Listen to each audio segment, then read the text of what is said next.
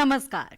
खेती में जल एक ऐसा अंग है जिसके बिना खेती की कल्पना करना भी नामुमकिन सा लगता है। परंतु ये जल कितना आवश्यक है, इसका अंदाजा आपको हरित क्रांति के बाद नीली क्रांति को अग्रदूत बनाने से लग गया होगा। नीली क्रांति ने हमें जल के महत्व और जलीय जीवों के जैव विविधता के महत्व का एहसास बेहद पुख्ता तौर से करवा दिया है। जलीय जीव हमारी खाद्य श्रृंखला में एक जरूरी रोल निभाते हैं और इन जलीय जीवों में मछली अपने आप में एक अलग संसार है। यूं भी मछली का अस्तित्व जीवित प्राणियों की श्रृंखला के पहले पायदानों में आता है। इसी को ध्यान में रखते हुए जरूरत महसूस की गई मत्स्य पालन को वैज्ञानिक और तकनीकी जुगलबंदी से गुणात्मक रूप से बढ़ाए जाने की, ताकि उच्च गुणवत्तापूर्ण मत्स्य उत्पादों का उत्पादन करके न केवल किसानों की आय को दुगना करने के सरकारी वायदे को अमली जामा पहनाया जा सके, वरन विश्व पटल पर भारत एक मजबूत निर्यातक देश के रूप में स्थापित हो सके। तो जनाब, मछली पालन की इस उपयोगिता को देखते हुए हाल ही में गत 10 जुलाई को राष्ट्रीय कृषक मत्स्य पालक दिवस मनाया गया है।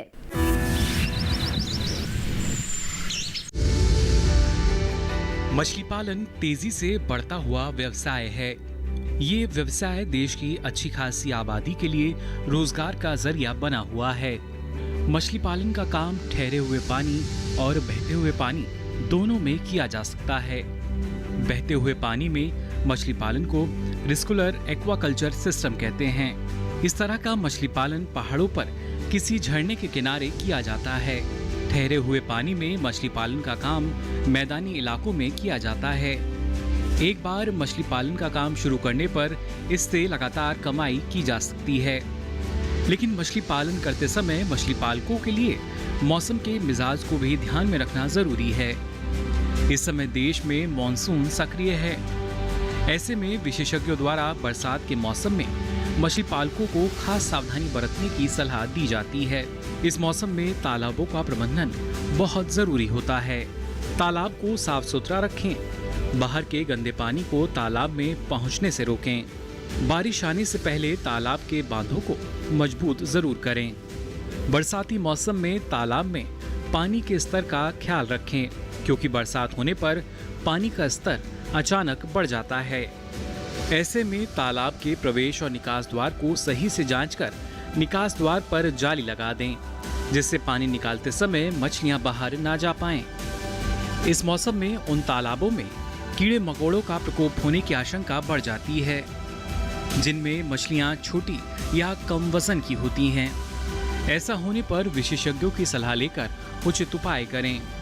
बरसाती मौसम में सांप की रोकथाम के लिए तालाब में हर जगह गिल नेट जाली लगा सकते हैं। इस मौसम में मछलियों के आहार पर भी विशेष ध्यान दें। बादल होने पर ऑक्सीजन की कमी हो जाती है। ऐसे में मछलियों को भोजन की मात्रा कम दें। इस समय सामान्य भोजन का लगभग 1/4 भोजन ही दें। बरसाती मौसम में ऑक्सीजन की कमी होने पर तालाब में हानिकारक तत्व बनने लगते हैं। इसकी रोकथाम के लिए मछली पालक विशेषज्ञों की सलाह लें। मछली पालक इन सब बातों का ध्यान रखकर मछली पालन व्यवसाय से अच्छी आय ले सकते हैं। मछली पालन कृषि से जुड़ी हुई एक महत्वपूर्ण संबद्ध गतिविधि है, जो किसानों, मछली पालकों, मछुआरों की आय को दुगना करने में पूरी तरह सक्षम है। और सरकार द्वारा इस क्षेत्र के विकास हेतु हाल ही में कई महत्वपूर्ण कदम उठाए हैं। फरवरी 2019 में एक नया मत्स्य पालन विभाग का गठन हुआ और एक नए मंत्रालय का जून में गठन हुआ, और इस कई ऐतिहासिक निर्णय किए गए हैं, जैसे प्रधानमंत्री मत्स्य संपदा योजना की घोषणा हुई है अभी जी। और भारत के जो पूरे पोटेंशियल को देखिए तो 170 लाख टन क्षमता अभी जो हम लोग का इनलैंड में है, और समुद्री क्षेत्र में अनुमानित मत्स्यिकी उत्पादन की क्षमता 51 लाख टन है। तो अब देखिएगा, मत्स्यिकी क्षेत्र की लगभग 2.8 करोड़ लोगों को आजीविका देने के साथ साथ देश में लोगों को पौष्टिक भोजन और लाभकारी रोजगार में मत्स्य क्षेत्र का काफी योगदान है। और देश के जलीय संसाधनों के ऑप्टिमम उपयोग से जो टारगेटेड उत्पादन होगा उसे किसानों की आय को 2022 में दुगना करने के लिए हम लोग ऐसी योजना लाए हैं, जिससे मत्स्य पालक, मछुआरे, उद्यमी जो एंटरप्रेन्योर्स हैं, उन लोगों के साथ कलेक्टिव एक प्रयास करके केंद्र और राज्यों के परस्पर सहयोग से हम लोग काम कर रहे हैं इस तरफ। दूरदर्शन किसान चैनल के आपके अपने साप्ताहिक कार्यक्रम में अब हम चलते हैं कृषि साहित्य गतिविधि खंड में, जहां आज बात करेंगे ICAR द्वारा प्रकाशित पत्रिका फल फूल के फल विशेषांक की। आपको बता दूं कि इस पत्रिका के अंक में पहला ऐसा सुअवसर है कि फल पर स्पेशल इशू का प्रकाशन हुआ है। तो आपकी उत्सुकता को देखते हुए लीजिए पेश है ये पत्रिका चर्चा। SK जोशी जी, आपका बहुत बहुत स्वागत है। और SK जोशी जी ICAR में व्यवसाय प्रबंधक है और इनसे हम इस पत्रिका के बारे में विस्तार से इस कार्यक्रम में आज बात करते हैं। तो सबसे पहले जोशी जी, मैं आपसे इस पत्रिका के बारे में जानना चाहूंगी। आज़ादी के समय से ही जो ये पत्रिका है वो बागवानी के क्षेत्र में कार्य करने वाले लोगों के लिए खासी लोकप्रिय रही है। इस पत्रिका के बारे में हमें कुछ खास तौर पर बताइए, इसके प्रकाशन के बारे में, इसकी अवधि के बारे में हम जानना चाहेंगे। जी, सबसे पहले मेरा नमस्कार।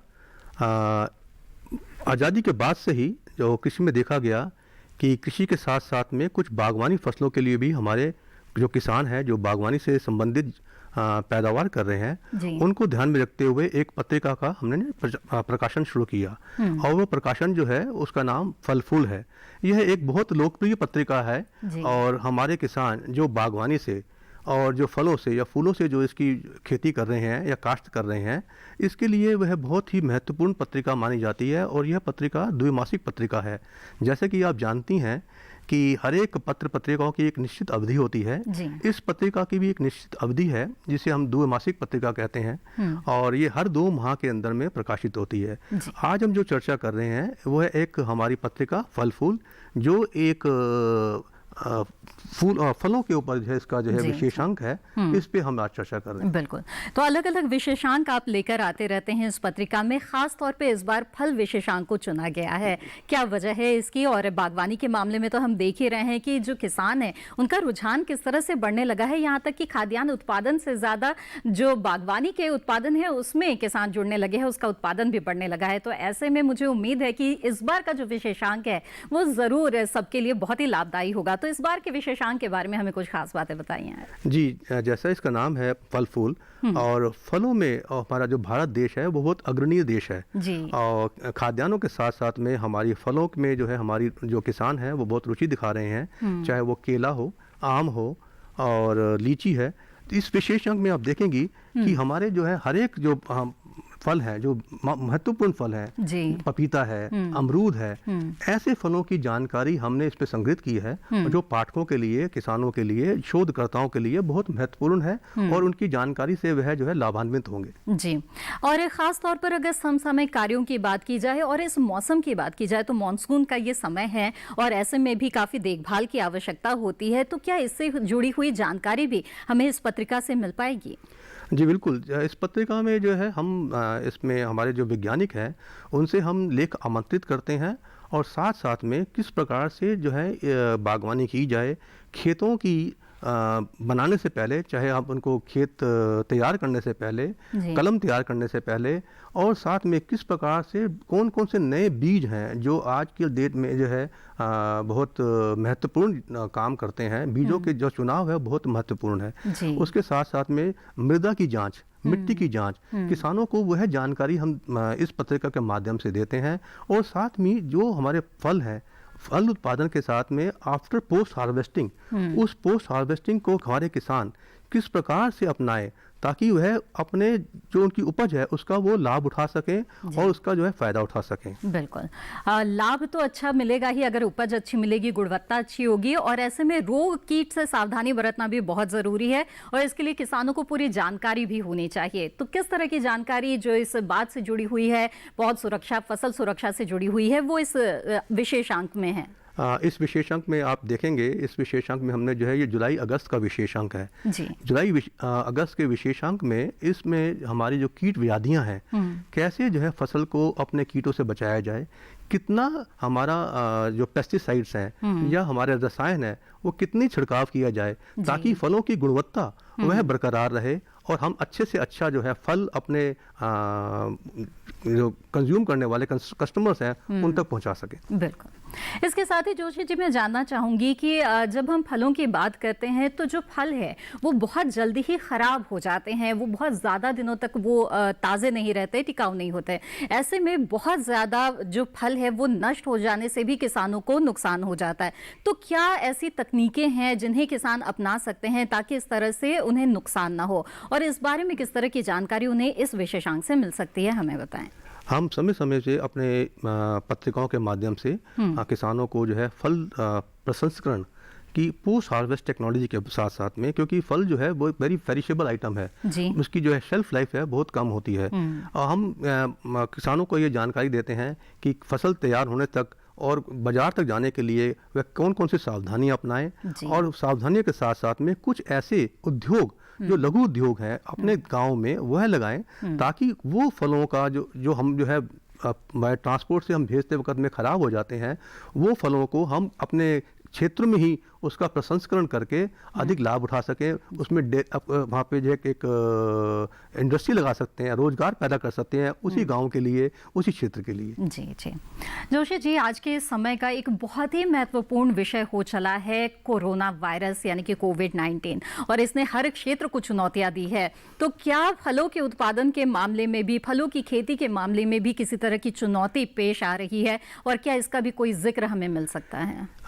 कोरोना 19 जो है वह विश्व में एक जो है बहुत चुनौतीपूर्ण एक विषय है जी। वो जो है उसमें जो है एग्रीकल्चर या अनुसंधान भी अछूते नहीं है, लेकिन हमारे भारतीय कृषि अनुसंधान परिषद में अब ऐसी ऐसी तकनीकें हमने विकसित की हैं और हम किसानों को वह जानकारी प्रदान कर रहे हैं कि कोविड-19 के होते हुए भी वह अपनी फसल को, अपनी काश्त को कैसे बरकरार रखें, किस प्रकार से जो है सोशल डिस्टेंसिंग रखते हुए अपनी इस योजनाओं को वो आगे बढ़ाएं।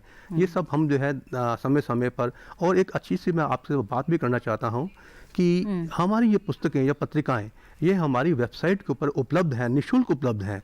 जो पाठक या जो किसान या रिसर्च करने वाले जो इसको पढ़ना चाहते हैं वह हमारी फेसबुक और भारतीय कृषि अनुसंधान परिषद की वेबसाइट पे जाकर हमारी पत्रिकाओं को निःशुल्क पढ़ सकते हैं और इसका फायदा उठा सकते हैं इस कोविड-19 को देखते हुए। बिल्कुल जोशी जी, आपने बहुत ही अहम जानकारी दी है। ये जो पत्रिका है और खासतौर पे फल विशेषांक, मुझे उम्मीद है कई लोग लेना चाहेंगे, तो किस तरह से प्राप्त कर सकते हैं इस विशेषांक को, इसके बारे में हमें कुछ बताएं। ये विशेषांक हमारी वेबसाइट पर उपलब्ध है, लेकिन जो किसान लोग, जो पाठक लोग इसको हम प्राप्त करना चाहते हैं वे हमारा पता नोट कर सकते हैं।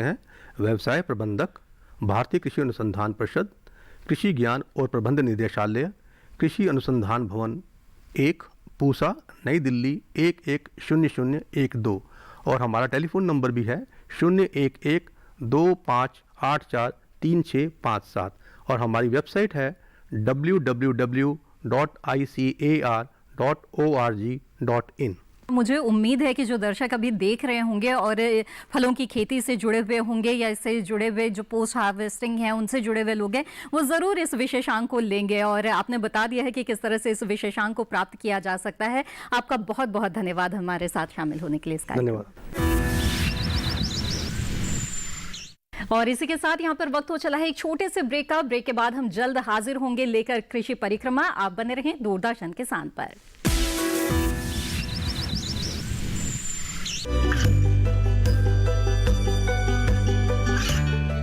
गांवों और पिछड़े क्षेत्रों में सरकारी योजनाओं की जानकारी पहुंचा।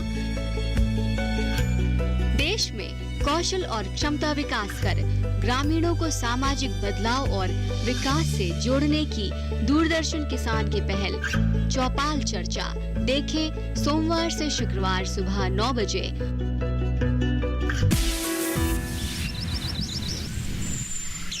ब्रेक के बाद आपका पुनः स्वागत है। ये है दूरदर्शन किसान चैनल और आप देख रहे हैं आपका अपना पसंदीदा कार्यक्रम कृषि परिक्रमा। और बात फिर से आ गई है मत्स्य यानी मछली पालन की। आप सोच रहे होंगे कि ये बार बार मछली पर बात आकर क्यों रुक जाती है, लेकिन ऐसा नहीं है। दरअसल एक अहम सवाल है कि मछली पालन में तुरंत फुरत कोई कोर्स है क्या? तो जी हाँ, सजावटी मछली पालन, जिसे हम अंग्रेजी में ऑर्नामेंटल फिश भी कहते हैं, इसमें आप ये सर्टिफिकेट कोर्स करके अपना खुद का काम भी खोल सकते हैं और दूसरों को भी रोजगार दे सकते हैं। तो चलिए सुनते हैं इस भेंट वार्ता को। अशोक जी, आपका बहुत बहुत स्वागत है इस कार्यक्रम में। धन्यवाद। अशोक जी, जैसा कि हमने बताया, सजावटी मछलियां यानी कि जिसे हम ऑर्नामेंटल फिशेस भी कहते हैं, इसके बारे में हमें थोड़ा समझाएं कि वो कौन सी फिशेस हैं, मछलियां हैं जिन्हें हम ऑर्नामेंटल कहते हैं और क्या महत्व है इनका? हम लोग ये तो जानते हैं कि जो मछलियाँ जो पकड़ी जाती हैं जो समुद्र से या नदियों से और फिर उनका जो लोग खाने में उपयोग करते हैं वो अलग तरह की मछलियाँ होती हैं, उसका एक अलग व्यवसाय है, कारोबार है। लेकिन जो सजावटी मछलियाँ जो आपने एक्वेरियम में देखी होंगी, रंग बिरंगी मछलियाँ होती हैं, अटकेलियाँ करती रहती हैं, उछल कूद मतलब उनके करतब देखने वाले होते हैं। और अक्सर जो बीमार लोग होते हैं, जो बुजुर्ग लोग होते हैं, उनके अकेलेपन के साथी भी होती है ये। तो यही का कारण है कि साइकोलॉजिस्ट और डॉक्टर वगैरह सलाह देते हैं कि अपने घर में इस तरह की चीज़ों को आपको रखना चाहिए जिससे कि घर में जीवंत वातावरण रहे, लाइवली वातावरण रहे। तो ये जो सजावटी जो मछलियाँ हैं, इसका कारोबार हमारे देश में बहुत ज़्यादा नहीं हो रहा, जबकि सबसे दिलचस्प बात यह है कि हमारे देश की इतनी विपुल प्राकृतिक संपदा है जिसमें कि लगभग बहुत सारी सजावटी मछलियाँ होती हैं। लगभग आप ये विश्वास नहीं करेंगे 100 से ज़्यादा सजावटी मछलियों का हमारे देश में पाई जाती हैं और लगभग 300 से ज़्यादा विदेशी मछलियाँ जो बाहर से लाके यहाँ पे पाली जाती है, जिनका कारोबार किया जाता है और जिनको लोग अपने घरों में एक्वेरियम में रखते हैं या ऑफिस में रखते हैं। तो ये लगभग 125 देशों में इसका एक्सपोर्ट इम्पोर्ट का काम है। तो आप समझ सकते हैं कितनी विशालता है इस क्षेत्र की। तो क्या हम मान सकते हैं कि इसकी जो व्यावसायिक संभावना है वो बहुत ज्यादा है हमारे देश में? बिल्कुल, क्योंकि जैसा मैंने बताया कि हमारे देश में इतने प्राकृतिक जो तट हैं, नदियां हैं या झरने वगैरह हैं, जहाँ पर इस तरह की मछलियाँ अलग अलग क्लाइमेट के हिसाब से जो पाई जाती हैं, तो उनका पोटेंशियल बहुत है। लेकिन अभी उस पर बहुत ज़्यादा काम हुआ नहीं है, ना तो हमारे संस्थानों में काम हुआ है, मतलब सरकारी तौर पर, ना निजी तौर पर। तो इसीलिए टोटल जो आप एक्सपोर्ट होता है उसका मुश्किल से बामुश्किल 1 या 2% हम लोग उसमें भागीदार हैं, मतलब इंडिया। तो आप समझ सकते हैं कितना बड़ा पोटेंशियल है जिसमें कि आगे लोग आ सकते हैं। और इसमें एक और पहलू ये है कि इसमें बहुत ज़्यादा इन्वेस्टमेंट की ज़रूरत नहीं है और ना बहुत ज़्यादा ट्रेनिंग की ज़रूरत है। अच्छा। ये बड़े छोटे स्तर पर ये हो सकता है काम। और चूंकि मछलियों का प्रजनन बहुत ज़्यादा होता है, उनकी संख्या बहुत तेज़ी से बढ़ती है, तो लाभ की यानी कि आमदनी की गुंजाइश बहुत ज़्यादा होती है इसमें। तो जो युवा इससे जो मतलब जुड़ना चाहें वो एक छोटी सी ट्रेनिंग के बाद या वैसे भी जुड़ सकते हैं। बिल्कुल, तो आपने बहुत अच्छी बात बताई। एक तो कि व्यावसायिक दृष्टि से यहाँ संभावनाएं अपार है और इसके अलावा बहुत ही कम लागत में जो युवा है वो इससे जुड़ सकते हैं और ट्रेनिंग की भी बहुत खास आवश्यकता नहीं है, लेकिन जाहिर तौर पर कुछ आवश्यकता तो जरूर होगी। तो ऐसे में अशोक जी हमें बताइए कि किस तरह के प्रशिक्षण और कोर्सेज इसके लिए उपलब्ध हैं? हाँ, इसके लिए मैं आपको ये बता दूं कि इसके लिए हमारे कुछ यूनिवर्सिटीज हैं जो कि इस तरह के कोर्सेज करते हैं, जिसमें development of ornamental fishes and breeding of ornamental fishes, इस तरह के 6 महीने के लगभग ये सर्टिफिकेट को कोर्सेज हैं। और कोरोना काल चल रहा है तो उसमें मैं तो ये भी बताना चाहूँगा कि कुछ यूनिवर्सिटीज ओपन यूनिवर्सिटी की तरह भी कोर्सेज चलाती हैं जिसमें कोई क्लासेस अटेंड करने की जरूरत नहीं पड़ती और वो सीधे आप लोग मतलब ओपन यूनिवर्सिटी या डिस्टेंस एजुकेशन के थ्रू भी जो लोग करना चाहें कर सकते हैं। और उनकी फीस भी ज़्यादा नहीं होती, 2-2.5 हज़ार, 3,000, 3,500 फीस होती है।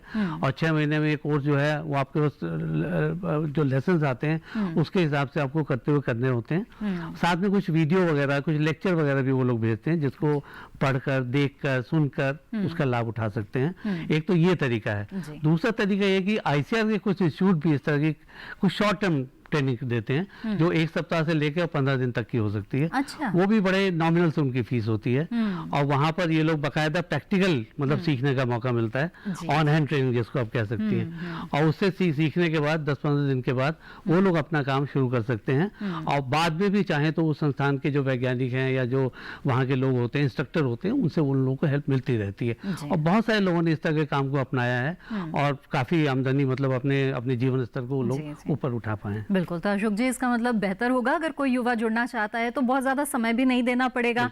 6 महीने का एक कोर्स कर ले या फिर उसके बाद 15 दिनों की एक ट्रेनिंग ही ICAR में कर ले तो प्रायोगिक तौर पर वो अपनी आंखों से देख समझ भी सकता है। आपने बताया फीस भी बहुत ज्यादा नहीं है, जानना चाहेंगे योग्यता कितनी चाहिए इसके लिए? इसके लिए योग्यता, जैसे मैं ICAR संस्थानों की बात की उसमें तो सिर्फ ये है कि जो फार्मर्स हैं, जो मतलब कृषि, जो लोग मछली पालन करते हैं जी। वो लोग आ सकते हैं। जो एंटरप्रेन्योर हैं, यानी कि उद्यमी, जो लोग इस क्षेत्र में आगे बढ़ना चाहते हैं वो आ सकते हैं। तो देखा जाए तो एक थोड़ा बहुत अनुभव उनके पास हो या थोड़ी बहुत नॉलेज हो, वो लोग उसमें एडमिशन ले सकते हैं। और जहाँ तक सर्टिफिकेशन कोर्स की बात है 6 महीने की, उसके लिए अलग इंस्टीट्यूट के अलग अलग क्राइटेरिया हैं। कुछ जगहों पर तो मैट्रिक कि वो लोग मांग करते हैं, कुछ जगहों पर 12th पास की करते हैं। जी। कोई एंट्रेंस एग्जाम नहीं होता, सीधे एडमिशन हो जाता है इसमें। तो इसीलिए कोई झंझट नहीं है इस तरह की एंट्रेंस एग्जाम की पहले तैयारी करो, फिर होगा नहीं होगा क्या होगा। तो इस बारे में भी निश्चिंतता की स्थिति है। बिल्कुल बिल्कुल। और इसके साथ ही अशोक जी जानना चाहेंगे कि इससे जुड़े रोजगार की संभावनाएं कितनी है, और स्वरोजगार से अगर युवा जुड़ना चाहते हैं तो फिर किस तरह की संभावनाएं हैं इस क्षेत्र में? हाँ, सबसे बड़ी बात तो यही आ जाती है, कोई भी ट्रेनिंग या कोई भी कोर्स करने के बाद भाई रोजगार क्या मिलेगा, जॉब क्या मिलेंगे, आमदनी कैसे होगी, ये सबसे पहला सवाल होता है युवाओं के दिमाग में। तो मैं ये बताना चाहूँगा कि बहुत सारी कंपनीज हैं, बहुत सारे ऐसे मतलब संस्थाएं भी हैं जो कि इस तरह के ऑर्नामेंटल फिशेस के ऊपर काम कर रही हैं। तो जो लोग इस तरह की ट्रेनिंग लेके जाते हैं उनके लिए वहाँ पर जॉब की संभावनाएं हो सकती हैं। पर चूंकि ये 6 महीने का कोर्स है तो जाहिर है कि बहुत हाई फाई लेवल की जॉब तो नहीं मिल पाएगी और ना ही उसमें बहुत ज़्यादा करियर वो लोग बना पाएंगे। तो उससे बेहतर ये होगा कि वहाँ पर थोड़ा समय के लिए वो लोग जॉब करें, ऑन हैंड एक्सपीरियंस लें, जो वहाँ की प्रैक्टिकल जो डिफिकल्टीज होती है इस काम को करने के लिए वो सीखें, और उसके बाद अपने लेवल पर अगर काम शुरू करें तो शायद वो कहीं ज़्यादा फायदेमंद होगा। और ख़ासतौर से वो युवा जो कि गाँव में रहते हैं, अपने उनके खेत हैं या तालाब हैं या उसमें छोटा सा तालाब बना के भी वो इस तरह के पालन कर सकते हैं। और वो जो शहरों के आसपास है, खासतौर से उनके लिए सुविधा है कि शहरों में इसकी बिक्री की काफ़ी गुंजाइश है, काफ़ी पोटेंशियल है। तो वो वहाँ पर फिर अपना जो वहाँ के एक्वेरियम बेचने वाले हैं या जो व्यवसायी उनके साथ संपर्क कर सकते हैं, वहाँ सप्लाई कर सकते हैं, या अपनी भी दुकान वहाँ खोलना चाहें तो खोल सकते हैं। तो लेकिन इस सब के लिए बहुत ज़्यादा निवेश की ज़रूरत नहीं है। पहली ये बार बार मैं यहाँ पर मैं रिपीट कर रहा हूँ इस बात को, ताकि जो युवक हैं वो इस चीज़ को समझें कि इसकी व्यवहारिकता को ज़्यादा सीखने की कोशिश करें, बजाय कि ये सोचें कि इन्वेस्टमेंट में इतना पैसा लगेगा, कहाँ से पैसा आएगा, वो ज़्यादा सोचने की। बिल्कुल। तो व्यवहारिकता और जो ज्ञान है मछली पालन से खासतौर पर जुड़ा हुआ है वो जानना बेहद ज़रूरी है। तो ऐसे में अशोक जी, ये जो कोर्स है उसमें किस तरह की बातें सिखाई जाती है इन युवाओं को? हाँ, ये अच्छा आपने सवाल किया। इस कोर्स में बेसिकली जो बात यही होती है कि मान के चलते हैं कि जो लोग आ रहे हैं कोर्स में एडमिशन लेने के लिए, उनको इस विषय के बारे में कोई जानकारी नहीं है। तो आप समझिए कि फ्रॉम A to Z, मतलब जो भी छोटी छोटी जानकारियाँ होती हैं, इसके सैद्धांतिक पहलू, इसके प्रैक्टिकल पहलू, उन सब के बारे में बताया जाता है। जिसमें कि कौन सी फिश का चुनाव करना चाहिए, किसकी ब्रीडिंग कैसे होती है, कौन सी किस पानी में पाली जाती है, उसके लिए कौन सा आहार होता है, कौन से रोग लग सकते हैं, किस मौसम में कितना टेम्परेचर मेंटेन करना चाहिए, और एक्वेरियम में किस तरह से रखना चाहिए, एक्वेरियम में जो ऑक्सीजन होती है वो कितनी मात्रा में होनी चाहिए। तो ये सब की जो प्रैक्टिकल ट्रेनिंग है वो इस तरह के कोर्स के माध्यम से ही मिलती है। कोई सीधे अगर करना चाहेगा तो शुरू में उसको नुकसान तो जरूर हो जाएगा इस तरह से बिना किसी जानकारी के। तो इसीलिए ट्रेनिंग इसलिए आवश्यक भी है। जी अशोक जी, आपने बहुत ही महत्वपूर्ण जानकारियां दी हैं, और जो युवा हमारा ये कार्यक्रम देख रहे हैं, मैं उम्मीद करती हूँ कि वे ज़रूर इस तरह के किसी न किसी कोर्स से ज़रूर जुड़ेंगे, क्योंकि इसमें बहुत ज़्यादा उन्हें निवेश भी नहीं करना है, बहुत ज़्यादा समय भी नहीं देना है सीखने में, और इसके साथ ही वो अपना स्वरोजगार भी बहुत ही बेहतर ढंग से चला सकते हैं। तो ऐसे में अशोक जी, आपने बहुत अहम जानकारी दी, आपका बहुत बहुत धन्यवाद। थैंक यू, शुक्रिया। मत्स्य जैसे सुंदर जलीय जीव की दुनिया से बाहर आने का मन तो नहीं, पर समय के साथ चलना ही बुद्धिमानी मानी जाएगी। तो अब बात लोक संगीत और लोक कलाओं की, आइए देखें इस बार क्या है खास।